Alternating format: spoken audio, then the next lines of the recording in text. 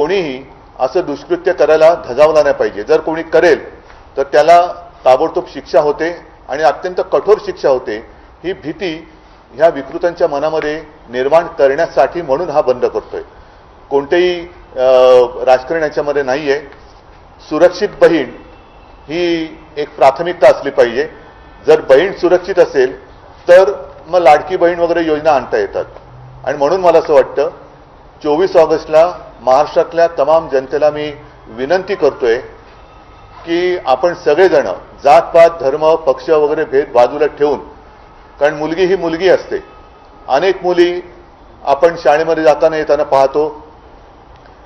आपल्या राज्यामध्ये मुलींना शिक्षणाची मोफत सोय सुद्धा केलेली आहे, तशा सुविधा दिलेल्या आहेत। ही एक चांगला हा एक जरी प्रकार असला तरी जर मुलगी शाळेमध्ये सुरक्षित नसेल तर मग त्या शिक्षणाचा उपयोग काय।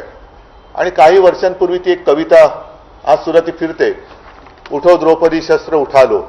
तिची मोठी कविता आहे ती, मी अख्खी कविता किती वाचत नाही, पण उठो द्रौपदी शस्त्र उठालो अब गोविंद ना आएंगे, म्हणजे आता कोणी तुझ्या रक्षणासाठी येणार नाही असं त्या कवी ते पुष्यमित्र उपाध्याय म्हणून त्यांनी सुचवलेल्या पूर्ण कविता ही आजच्या परिस्थितीवरती एक चपकल बसणारी आहे।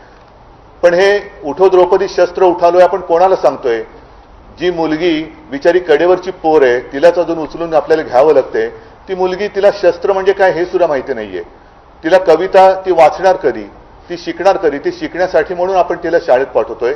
मग कडेवरची मुलं ज्यांच्यावरती अत्याचार होत आहेत, एक तर घाबरून गप्प बसतात किंवा त्यांच्यावरती झालेला अत्याचार जेव्हा कळतो त्यावेळेला जर प्रशासन पोलीस हे ढिम्मपणे वागणार असतील तर मग जनतेने करायचं तरी काय? हे परवापासून जे काही घडतंय हा जनतेचा उद्रेक आहे, जनतेचा उद्वेग आहे।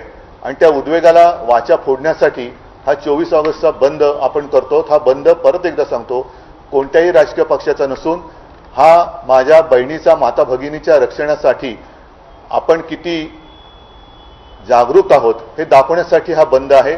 केवळ राजकीय कार्यकर्त्यांनी याच्यामध्ये यावं असं नाहीये, तर स्वतःहून, म्हणून मी करोनाचा उल्लेख केला की